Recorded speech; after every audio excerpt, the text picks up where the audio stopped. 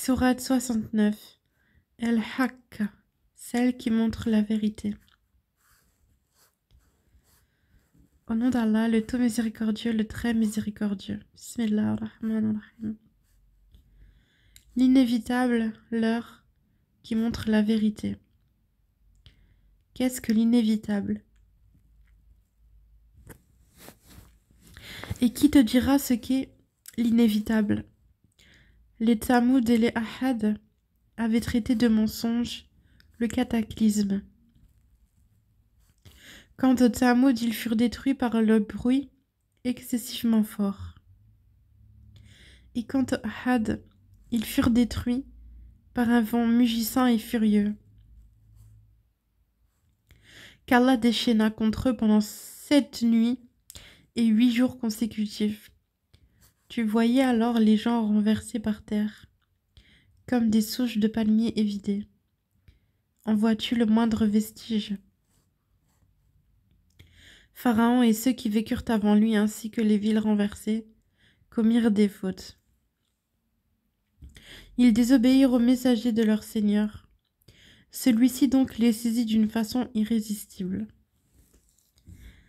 C'est nous qui, quand l'eau déborda, vous avons chargé sur l'arche, afin d'en faire pour vous un rappel que toute oreille fidèle conserve. Puis quand d'un seul souffle on soufflera dans la trompe, et que la terre et les montagnes seront soulevées puis tassées d'un seul coup, ce jour-là alors l'événement se produira, et le ciel se fendra et sera fragile ce jour-là. Et sur ses côtés se tiendront les anges, tandis que 8 ce jour-là porteront au-dessus d'eux le trône de ton Seigneur. Ce jour-là vous serez exposés et rien de vous ne sera caché. Quant à celui à qui on aura remis le livre en sa main droite, il dira « Tenez, lisez mon livre. J'ai été sûr d'y trouver mon compte. » Et il jouira d'une vie agréable, dans un jardin haut placé, dont les fruits sont à portée de la main. Mangez et buvez agréablement pour ce que vous avez avancé dans les jours passés.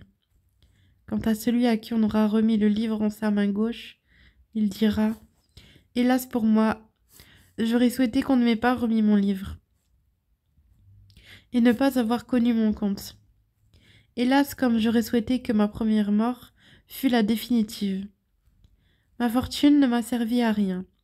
Mon autorité est anéantie et m'a quitté. Saisissez-le, puis mettez-lui un carcan. Ensuite, brûlez-le dans la fournaise. Puis liez-le avec une chaîne de 70 coudées. Car il ne croyait pas en Allah, le très grand. Il n'incitait pas à nourrir le pauvre. Il n'a pour lui ici aujourd'hui point d'amis chaleureux pour le protéger, ni d'autre nourriture que du pu, que seuls les fautifs mangeront. Mais non, je jure par ce que vous voyez, ainsi que par ce que vous ne voyez pas, que ceci, le Coran, est la parole d'un noble messager, et que ce n'est pas la parole d'un poète fou, mais vous ne croyez que très peu, ni la parole d'un devin, mais vous vous rappelez bien peu. C'est une révélation du Seigneur de l'univers. Et s'il avait forgé quelques paroles qu'il nous avait attribuées, nous l'aurions saisi de la main droite. Ensuite nous lui aurions tranché la horte, et nul d'entre vous n'aurait pu lui servir de rempart. C'est en vérité un rappel pour les pieux, et nous savons qu'il y a parmi vous qui le traitent de menteur. Mais en vérité, ce sera un sujet de regret pour les mécréants. Et c'est là la véritable certitude. Glorifie donc le nom de ton Seigneur, le Très Grand.